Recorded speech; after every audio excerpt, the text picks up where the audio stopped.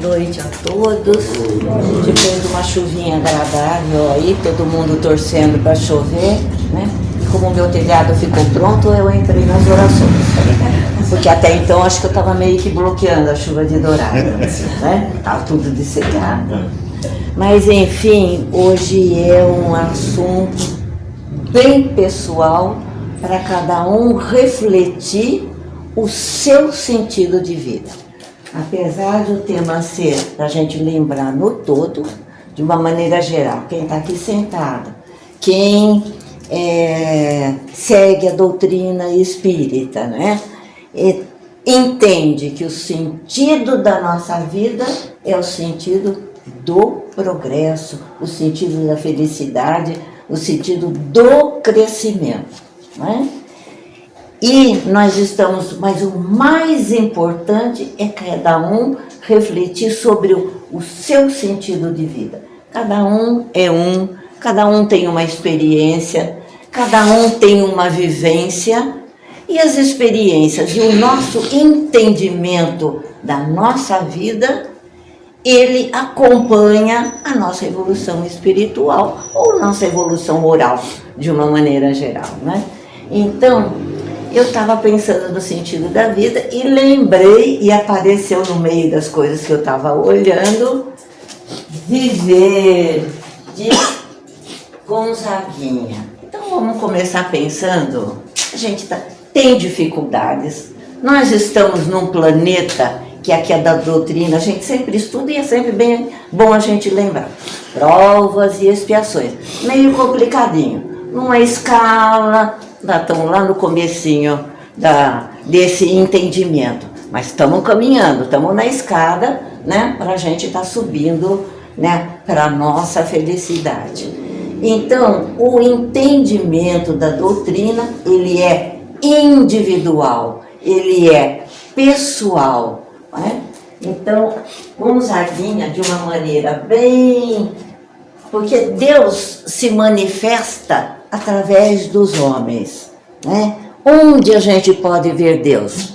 Nas músicas que a Marinês canta, tem coisas lindas que o coral canta, de uma maneira geral. Onde nós podemos ver? Quando a gente vê Deus na natureza, nesse olhar nosso, né? E através da música, da poesia e da arte, ele se manifesta. A gente nunca viu cantando, Deus cantando, mas através da inspiração, nós temos aí tudo muito bonito. É uma manifestação do Pai.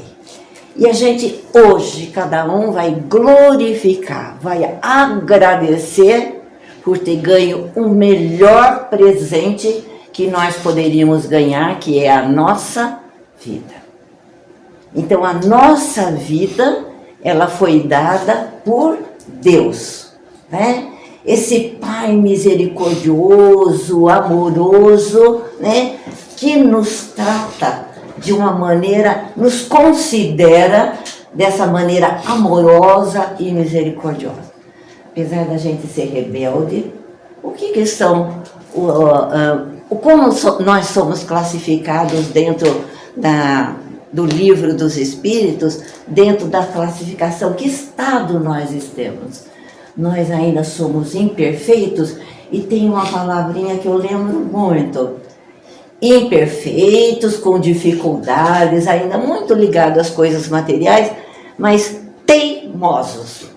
Eu sempre olho para essa palavra, porque me identifico também, né, com teimosia, e o meu signo também é dos teimosos, né? Tomar cuidado. Então, a esse Pai nós temos que agradecer sempre, mas é um louvor assim de agradecimento, cada um usando o seu sentimento para agradecer o fato de nós ganharmos a nossa vida. Todo mundo chegando de uma maneira igual. Simples, mas, eu vou dar a vida de presente para vocês, diz o Papai do Céu. Mas vocês vão ter que trabalhar nesta vida para vocês crescerem, né? Então, é trabalho nosso. Mas, ao mesmo tempo, chega todo esse amparo, né? Como que nós crescemos também dentro da nossa família? Inicialmente, dependente de pai e mãe, mas com todo o apoio. Não só o apoio material, mas o pai lá do alto nos traz para cá com todo o apoio espiritual. Porque nós não somos só isso daqui, nós somos matéria e espírito. Então os pais terrenos, a sociedade, nós cuidamos de nós para cuidar desse lado material.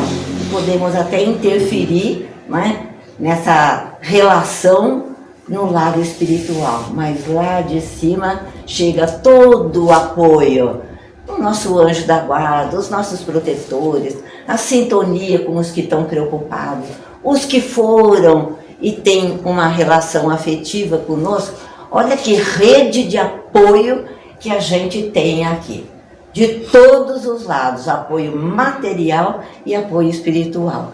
Hoje em dia até, quando eu estou meio atrapalhada em alguma coisa, eu lembro sempre que tem um apoio do meu lado que eu preciso sintonizar. Porque se eu não tiver sintonizado, ele está indo do lado e a minha cabeça está indo de todos para vários lugares e não está naquilo que eu tenho que pensar, né? Então eu vou ler só um pedacinho e vou acompanhando o que ele vai dizer, Gonzaguinha, para viver a vida, né? A vida, durante a nossa reflexão, vocês vão ver, ela é maravilha ou ela é sofrimento? Vão pensando.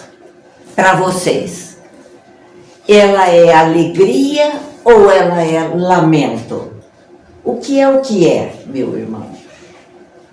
Há quem fale que é um divino mistério profundo. É o sopro do Criador. Acabamos de lembrar. É o sopro do Criador, numa atitude repleta de amor. Então fomos criados pelo amor, o nosso DNA, nós somos filhos desse Pai amoroso, então o nosso DNA é de amor. É isso que nós vamos crescer trabalhando esse sentimento dentro dos nossos corações, né? Então, eu coloquei lá aqui, ela é alegria, a vida, ou ela é lamento, ou ela é as duas coisas. Porque a gente pode, se a gente sente, se é o meu sentir, durante a minha vida eu passo por vários momentos, né? Ou mesmo num dia só, eu posso acordar muito bem e durante o dia eu passar por todas essas emoções que fazem parte da vida. A gente lê na doutrina muitas coisas que diz, é natural.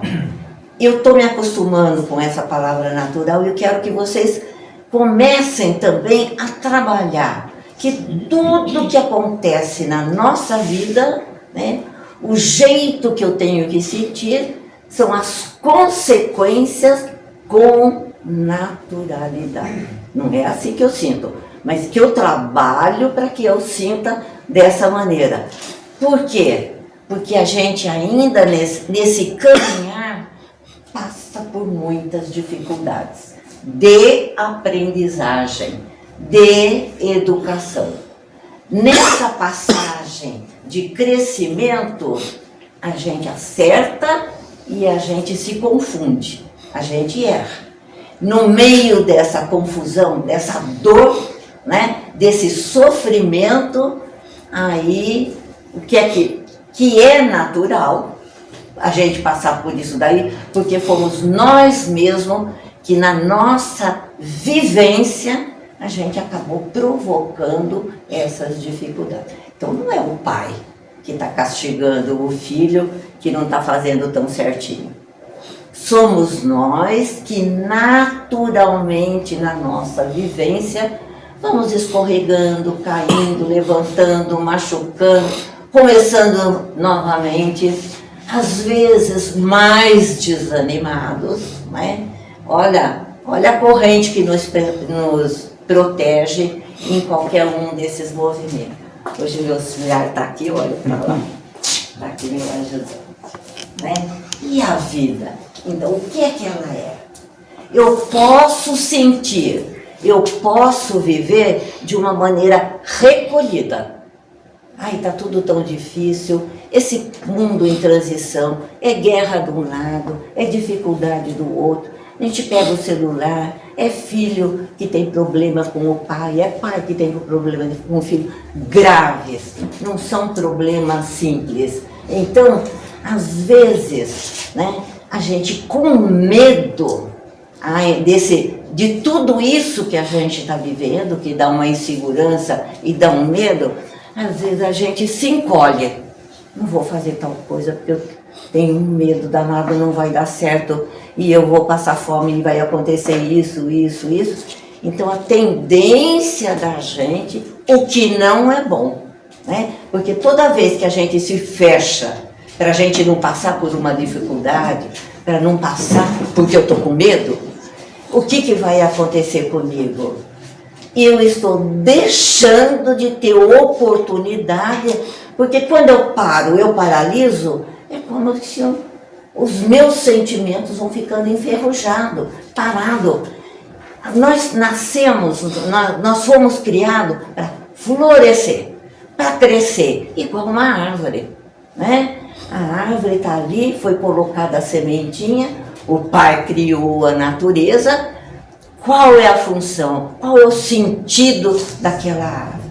Ela é crescer, fortalecer as suas raízes para todas as tormentas que ela for ter que enfrentar. Chuva, vento, para fortalecer o seu tronco, ela ir para adiante e aí está aí.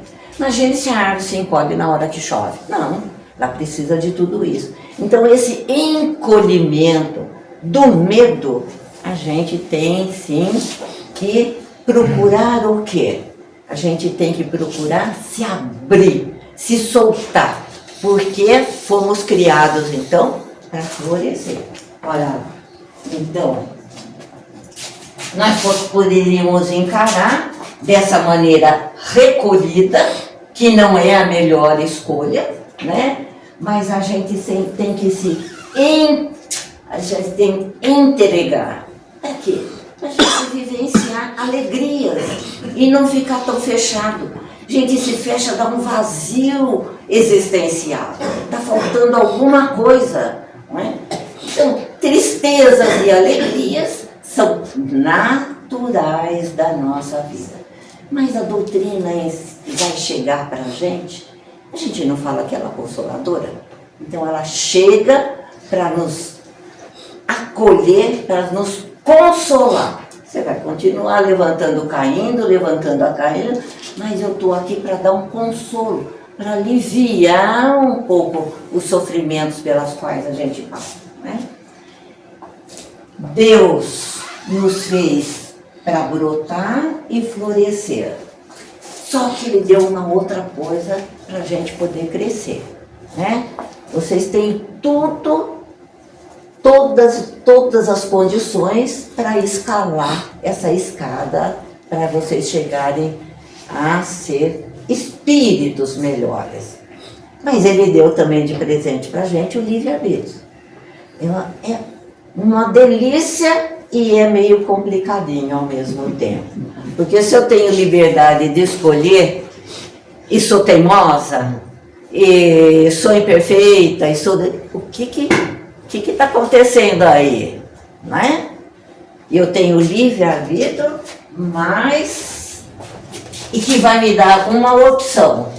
Eu quero crescer de uma maneira lenta ou acelerada. Está na minha mão.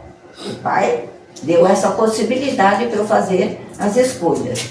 Eu quero ir nesse sentido ou eu quero ir nesse sentido? É bom para o nosso crescimento, é bom para nossas escolhas, né? Eu posso escolher, não deu certo, deixa eu ir mais devagar.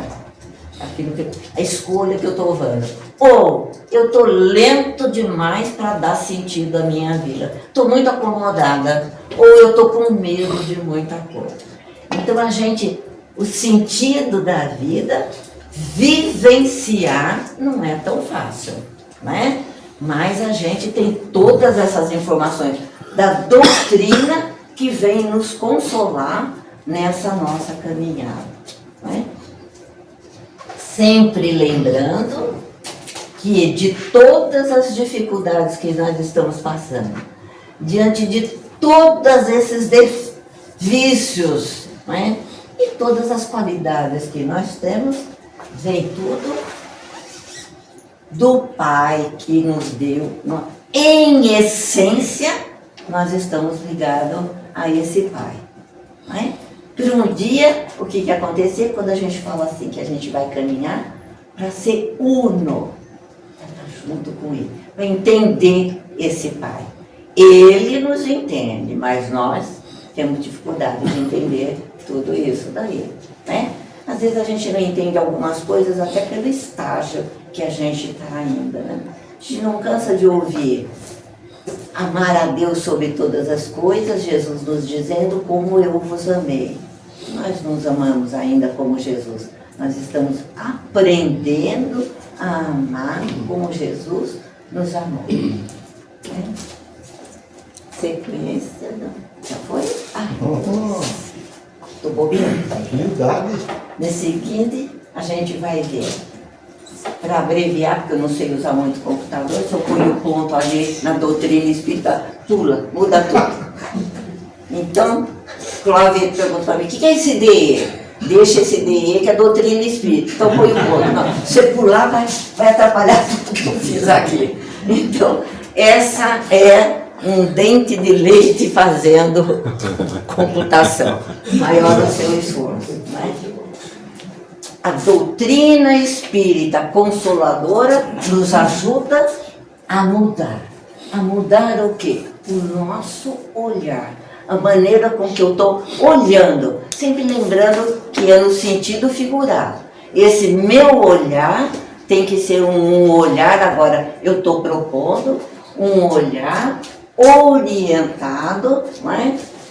Nos mostrando um ângulo um pouco mais ligado a essa doutrina consoladora.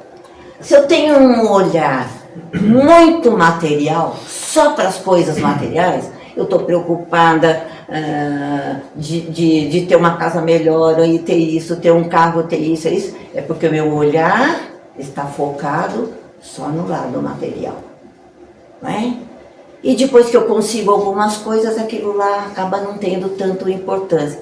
Então a doutrina vai falar assim, é bom, você tem que ter uma casa, tem que ter um telhado em ordem para não chover dentro, mas o seu olhar tem que se voltar também para a espiritualidade. Porque, lembrando, somos espíritos, criados em espírito, e aqui reencarnados aqui na prova física que nós estamos vivenciando, né? Então, como é o nosso olhar? Cada um tem o seu olhar, não é? O meu olhar é diferente do olhar de gente mais evoluída, de gente... Enfim, cada um tem o seu olhar diante da sua vivência espiritual. Cada um olha dentro do seu ângulo próprio. É o que a gente tem, não é? E se eu estiver olhando a minha vida e estiver olhando de uma maneira encolhida, com olhos, eu vou ter, como eu acabei de falar, com mais dificuldades. Se o meu olhar para a vida for um olhar mais aberto, onde eu me proponho a uma porção de coisas, onde eu proponho, não é, assaltos durante a vida, para vivenciar todas as experiências que a gente tem que vivenciar. Por exemplo, ser mãe, né, se lançar na maternidade e ter um filho, é uma experiência que eu vou ver que tudo que eu tenho que fazer, a minha vida, eu tenho que vivenciar. Eu posso ler um livro de maternidade inteirinho, mas se eu não sou mãe, eu não vou ter a mesma experiência. Eu posso fazer um discurso sobre a fome, lindo, certo, não errei em nada, falando como é duro passar fome. Mas se eu não vivenciei a fome, eu não sei ainda como é que eu agiria diante daquele problema, diante daquela existência. Então, o meu olhar, ele vai demonstrar o meu crescimento dentro da minha vivência.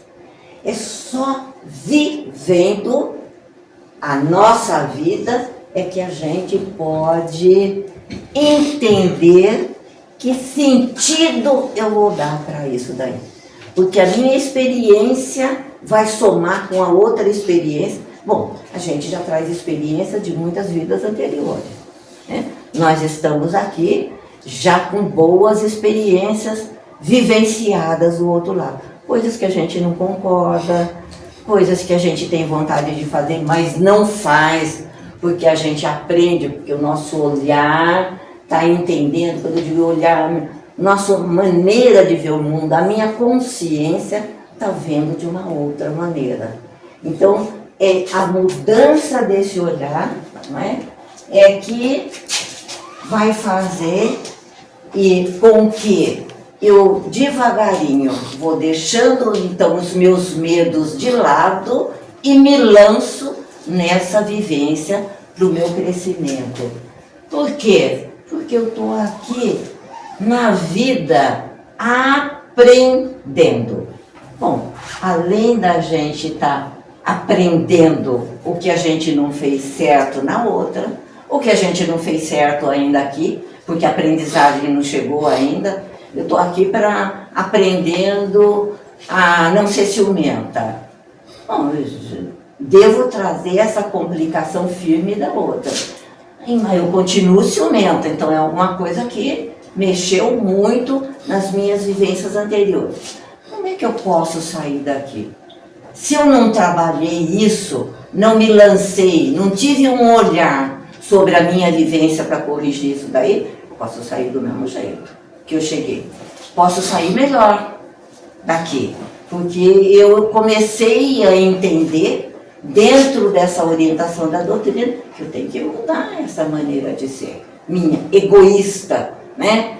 Mais ciumenta de coisas, de pessoas, de objetos, de tudo isso aí. Então a minha finalidade é aprender, é crescer, é aprendizagem. E aprendizagem para quê? Para melhorar, para ser perfeito. Nessa encarnação aqui, uma ou duas ou 10 ou 20 ou 1000, eu não vou, não é a perfeição. Nós não vamos sair com perfeição. Nós vamos sair, né? Se a gente sair 1 milímetrozinho, um pouco melhor do que a gente chegou, a gente está a caminho disso daqui. Mas tivemos e vamos ter muitas reencarnações para fazer esse processo de crescimento, né? Por isso, bom, a gente, como estava no outro slide, a gente não vai ficar aqui muito lento e muito acelerado, porque nenhuma coisa, os dois extremos não vale a pena, né? Lento não está saindo do lugar, não é? E acelerado também vai o desespero, e no desespero vão chegando consequências que acabam atrapalhando esse caminhar, que tem que ser sempre natural. É natural que tenha os problemas e é natural que a gente caminhe para resolvê-los, né? Tudo no livro dos Espíritos, aqui na pergunta 257, ele diz que a gente erra, às vezes, né, na nossa vida, às vezes por excesso. Eu quero orientar o meu filho, eu tenho excesso de cuidado, porque eu tive algumas dificuldades, então eu quero para o meu filho que ele não sofra as dificuldades que eu tenho. Então, por excesso, às vezes a gente pode atrapalhar a vida de uma pessoa, de um filho de alguém, por querer que ele não passe por dificuldades. Na verdade, são as dificuldades que nos ajudam a crescer. É duro falar isso daí, que a gente tem que crescer na dificuldade, mas a gente aprende.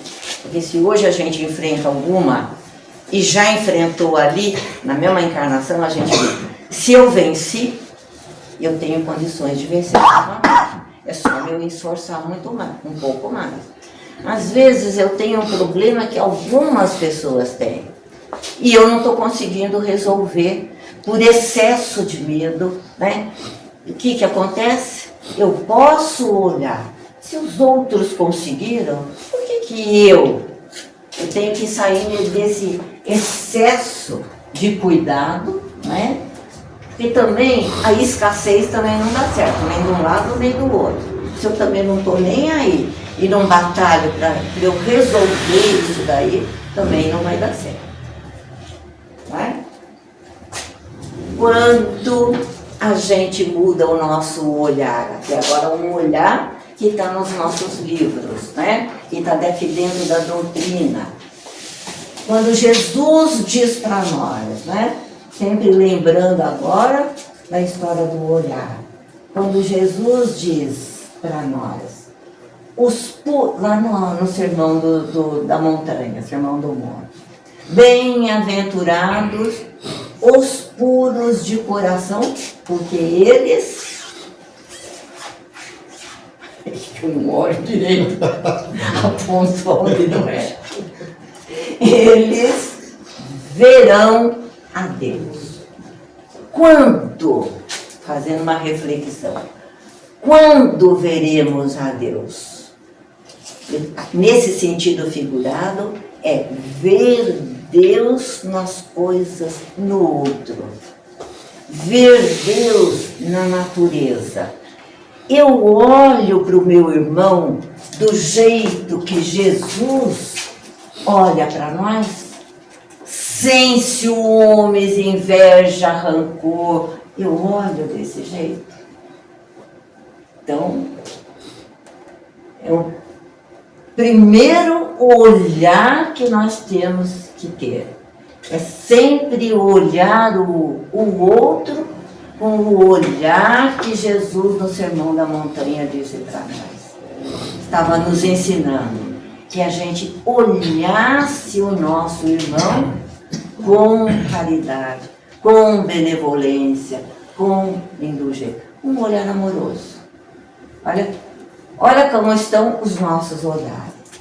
Marcos, né, apóstolo, né, nesse versículo aqui, nesse capítulo, versículo, ele diz: olhai, vigiai e orai. Normalmente a gente tem trabalhado mais esse vigiar e orar, né? Toma cuidado, vigia sempre, porque a gente está sempre se desviando desse sentido da vida. Mas Marcos nos aconselha: olha com esses olhares amorosos aquilo que você está fazendo. Parece que é um olhar amoroso sobre as coisas que a gente está vivenciando. Os apóstolos de Jesus, quando Maria Madalena se aproximava deles, né, e os apóstolos não olhavam ela como uma pessoa que já estava fazendo bem, que tinha mudado o sentido da sua vida, mais preocupado em ajudar, mais preocupado na caridade, eles olhavam Madalena com olhar preconceituoso. A gente não faz isso de vez em quando, que esse olhar preconceituoso, não é? Às vezes a pessoa está aqui no centro trabalhando, indo tão bem, a gente fala, mas que delícia, como fulana está sempre tão alegre, tão feliz. Alguém diz assim: ah, mas você não sabe quando ela tinha 15 anos? Ih, meu Deus, se eu te contar, e tem sempre alguém para reforçar esse olhar, quer dizer, está com esse olhar preconceituoso a respeito daquela pessoa. Ela não é mais aquela dos 15 anos. Já se passou muito tempo e durante esse tempo ela sofreu, ela foi se modificando, foi melhorando, foi adquirindo novas qualidades. Então, é uma outra pessoa. A gente tem que estar atenta para o hoje, né? O sentido da nossa vida hoje. Como é que está hoje a minha vida? O que está lá por trás que eu não estou contente, trago como uma experiência vivida, né?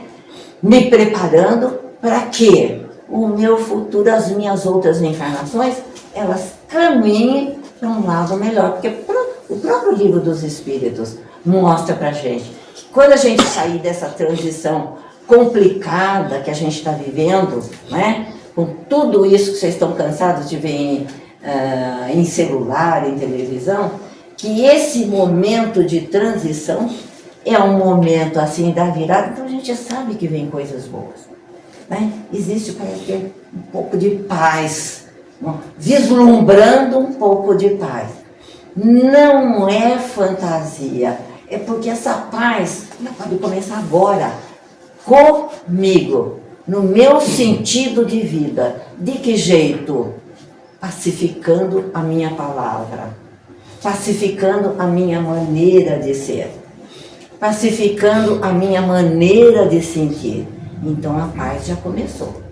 Quando eu comecei a trabalhar em mim, por isso que o foco de hoje é o seu sentido de vida. Cada um vai olhar o seu sentido de vida. Porque não adianta a gente pedir paz para político, pedir paz para esse, para aquele, para o universo, para isso, para aquilo. Não vai cair. A paz da Terra é a paz da humanidade, não é a paz do planeta. Vai se reverter no planeta, mas ela tem que começar aqui. Então a gente tem que começar a trabalhar, né? Acreditar, confiar e melhorar a nossa fé. Se ela começar a balançar um pouquinho. Né? Aquele que subiu na árvore para ver Jesus, ele subiu na árvore. Quando a gente olha, se estivesse lá olhando na horizontal, vendo Jesus, a gente teria um tipo de olhar. Estou falando no sentido metafórico.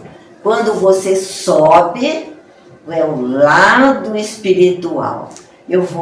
Quero ver Jesus, então eu subo na árvore, né? Eu melhoro espiritualmente para absorver dessa pessoa que eu estou curiosa, porque ela faz milagres, ela traz informações que nos ajudam, elas nos consolam. Então todo mundo quer chegar perto, né? Que a gente suba em muitas árvores aí, no sentido metafórico, para não cair, né? E a gente crescer o nosso olhar espiritual, né? Então sempre ainda voltando para esse novo olhar, né? Que nos traz transformação. A maneira com que eu olho, ela vai definir a minha maneira de olhar. Se eu olho a minha vida, né, revoltado, amargurado, neurastênico, tudo isso daí, se o meu olhar é esse, a minha vida é isso, né? Porque eu olho metaforicamente com aquilo que está no meu coração, não é isso? Então, se eu tenho um coração um pouco mais leve, entendendo um pouco mais, né? A minha maneira de viver, a minha maneira de me comunicar, ela vai ser de acordo com o meu olhar, do jeito que eu estou sentindo a minha vida. Irmão, 4 e ainda lembrando do olhar, né? Paulo, né? Vai nos dizer: desperta tu que dormes, desperta, né? Acorda, olha, né?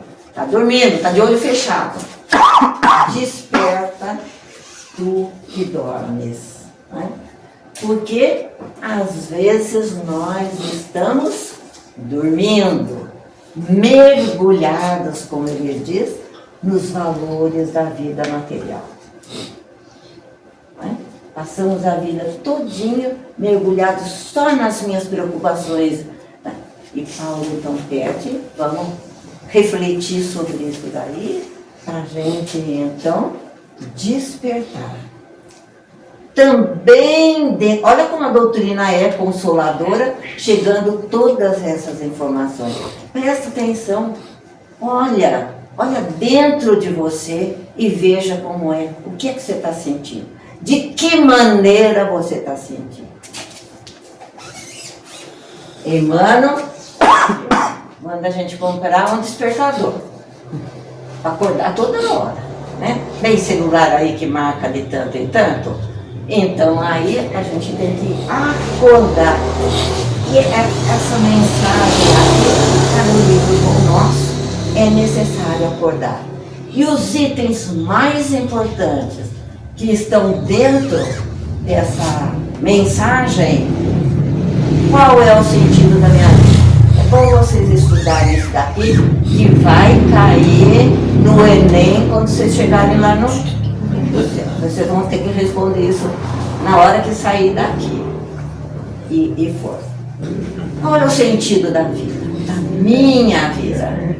Como é que eu caminhei? O que eu quero da minha vida? Tomar cuidado com esse quero, porque às vezes a gente só quer coisa que não ajuda em nada, não é? Se eu quiser só coisa material, não é? Envolvido aí, às vezes eu vivo querendo uma vida assim, mais fantasiosa. Às vezes a gente se decepciona muito porque a gente faz muita fantasia na cabeça. Aí eu gostaria disso, daquilo, daquilo. Então, um querer que a Joana de Ângeles chama de infantil. Porque você está querendo uma vida de Cinderela, por exemplo. Chega lá, você também não é Cinderela. E o marido também não é o príncipe encantado. Então, os dois nesse não vai dar certo. Porque está muito infantil, não existe mais esse tipo de coisa. Nós temos que ter um querer mais adulto, mais amadurecido, né? Dentro da realidade da vida. A vida como ela é, como diz Nelson Rodrigues, né? É isso que é. É assim que eu tenho que viver. Né? Não dentro daquilo que eu quero. Né? Para que eu quero essas coisas? Em que sentido aquilo que eu quero? Cada um fazendo a sua pergunta. Em que sentido essas coisas podem me ajudar? Porque tudo tem que ter essa finalidade. Se é da doutrina, a gente está entendendo que é finalidade de crescimento, para o lado bom, para o lado da caridade. Né? Porque desde o começo eu estou falando de sentido da vida, então quando vocês mergulharem qual é o sentido da minha vida, uma hora vocês podem no sentido de direção, né? Que rumo eu vou tomar? Que direção eu vou tomar agora que eu estou complicada? Será que eu vou sexta-feira no centro? Será que eu vou estudar com o João? Será que eu não vou? Que direção eu vou tomar na minha vida? Porque eu estou precisando do meu lado espiritual. Porque eu estou encontrando um vazio muito grande dentro do meu coração. E também pode ter, eu posso falar de sentido da vida no sentido de significado. Né? Quando eu sinto vontade de ajudar alguém, né? Está dentro do meu sentido, dentro da minha vontade ajudar, então está dirigindo o meu sentimento para aquele lado positivo e nem do lado da direção. E para encerrar, eu gostaria de até quem tiver vontade de saber um pouquinho mais, vocês que lidam com o celular, com a internet, procuram. Ele é um psiquiatra, Viktor Frankl, né? Judeu, austríaco, que viveu naquele período entre as segundas guerras, austríaco, morava lá na Europa, então, né? E foi uma pessoa assim, brilhante no sentido que com 15 anos de idade ele já trocava cartas com Freud, não é? Quando a gente pessoal que faz psicologia aí, que entende da história, a primeira escola psicológica foi de Freud.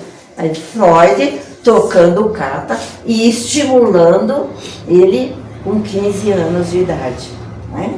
Então, é uma pessoa que sempre foi ligada nesse lado do outro. A tendência dele foi para isso.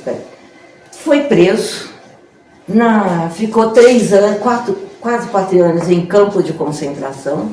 Nesse campo de concentração, ele perdeu a esposa que estava grávida, quer dizer, perdeu o filho, perdeu os pais e perdeu um irmão. E uma irmã que estava junto conseguiu e fugiu, ou foi para a Austrália. Então ele assistiu tudo isso. Ele estava numa das piores campos de concentração, aquele que tem muito em filme, Auschwitz, né? Que lugar é esse? Quando a gente fala do sentido, que sentido você tem da sua vida num campo de concentração, onde você está olhando e você sabe, se você está com um pouquinho de saúde, você está trabalhando. Eles te botam para trabalhar e você morre trabalhando.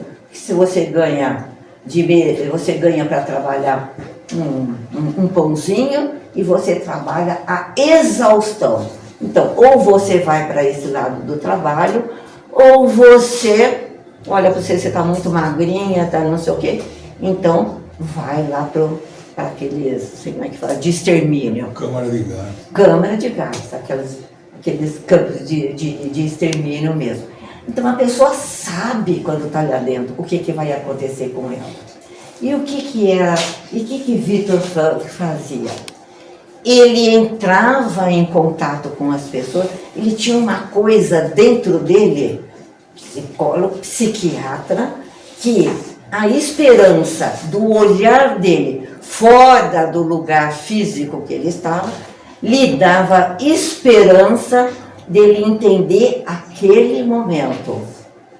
Ele sabia que ele ia ou de um lado ou do outro, mas ele tinha uma coisa diferente, esperança. E ele procurava passar isso daí para algumas pessoas, no sentido de conversar e fazer que a pessoa tirasse a cabeça daquilo e num lugar fora. Você tem família fora daqui, você tem uma propriedade, no sentido da pessoa ter esperança de que o futuro dela poderia ser mudado. Mas não uma esperança sentada, esperando as coisas acontecerem, né?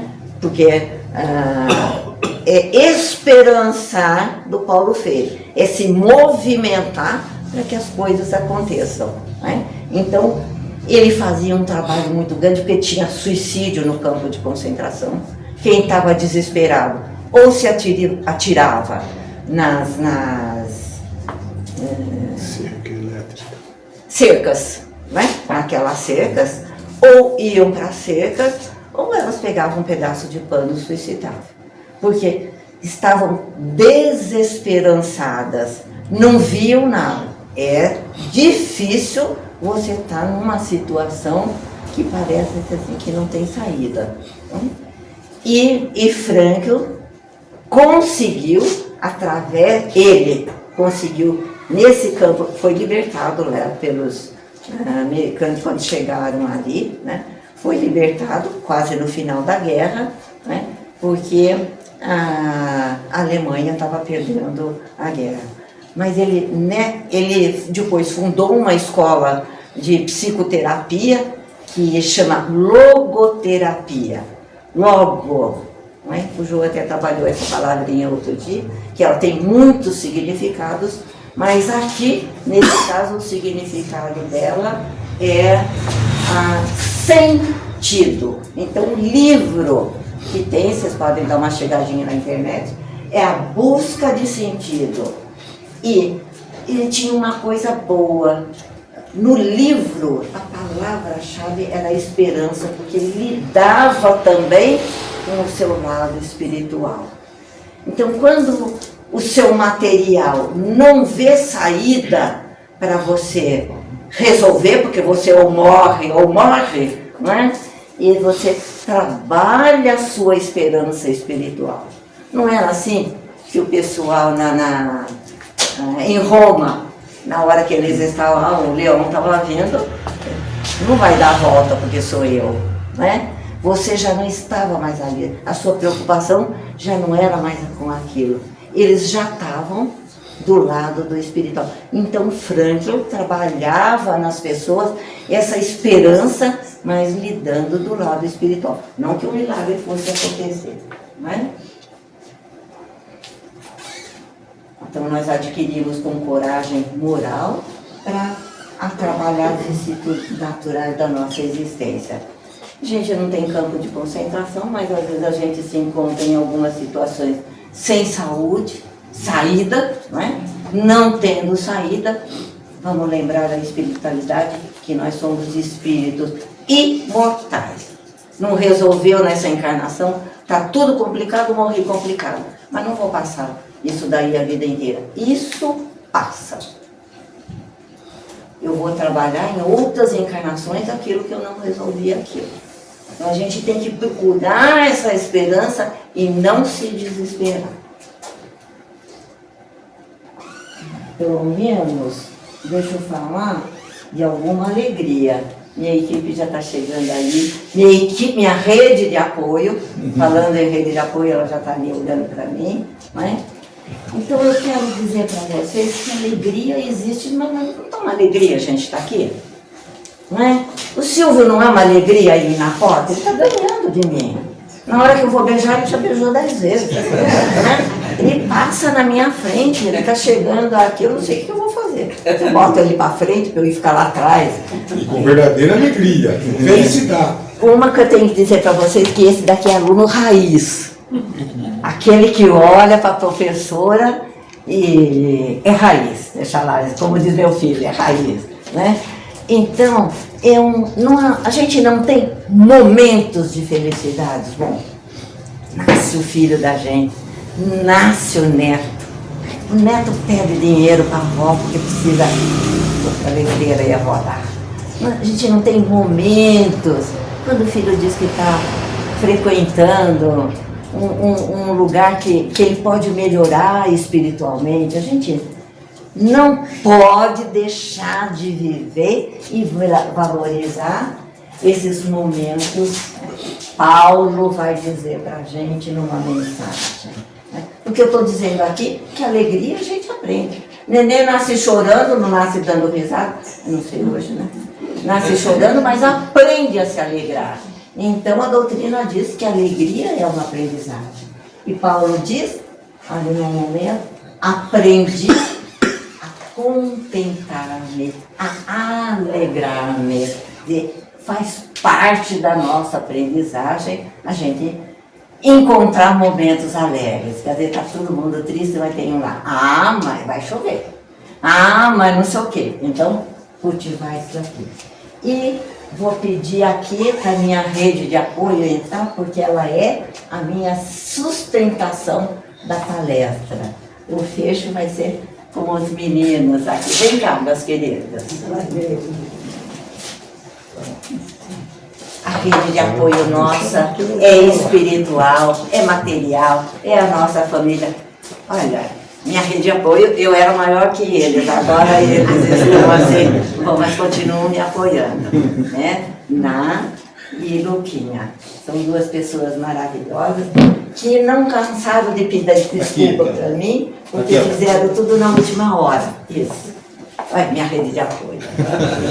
O João, rede de apoio. Senão a gente não faz nada. Eu pedi para eles lerem, mas eles depois vão decidir. Eu vou deixar eles decidirem. Gente, assim, agora, nós, espíritas, aprendemos que o espírito passa pela reencarnação várias vezes. Sempre depois. Nascemos, vivemos em um corpo físico por um período e desencarnamos, mas continuamos vivendo como espíritos internos, espíritos eternos. Então, vivência espírita, material e espiritual. Mas qual o objetivo por trás dessas idas e vindas? né? O Espiritismo nos traz a resposta. A evolução da alma, estamos em constante aprendizado. E enquanto encarnados, vivemos muitas situações que nos tornam melhores. Porém, responder é simples. Contudo, devemos também colocar isso em prática. Mas eles estão praticando desde pequenos. A responsabilidade de rede de apoio, de ajudar, de tudo isso daí. Então, a prática é mais difícil, mas eles estão apoiados, a formação deles já vem apoiado pela doutrina espírita. Então, quando você conversa com eles, a gente já vê que eles, graças a Deus, estão muito bem amparados, né? O Cristo já nos trouxe os ensinamentos, então temos um exemplo a seguir. Mas nem todos seguem completamente sua doutrina. Se fizermos tudo como Jesus nos ensinou, com certeza usufruiremos de nossas encarnações ao máximo. Olha só que perfeição. Mesmo quando erramos em nossa encarnação, temos uma nova chance, uma nova vida na Terra para corrigir esses erros. Nova chance. Nada é eterno, né? Nas dificuldades. Somos nós, então, como as águas do rio, que passa sempre pelo mesmo ciclo, como nós sempre voltaremos, até aprendermos e um dia nos tornemos espíritos perfeitos. E isso só é uma parte do amor do Pai, sendo Ele a nascente eterna. Olha que figura que eles fizeram aqui no final. Parabéns aos filósofos queridos, tá bom? E é gostoso a gente ver, né, Ana? E Luquinha, que o sentido de vida, sempre lembrando do nosso lado espiritual, como os meninos estão aqui, porque eles também têm a prática lá no fundo da evangelização, não é? Então, o sentido de vida deles, possivelmente eu, na mesma idade, não estaria caminhando do jeito que eles estão caminhando. Porque eles têm mais informações, estão vivenciando essas informações. Bom, obrigada, meus queridos. Estou aguardando vocês a próxima, quando quiserem, para fazer a leitura. Tá? Palmas para minha rede.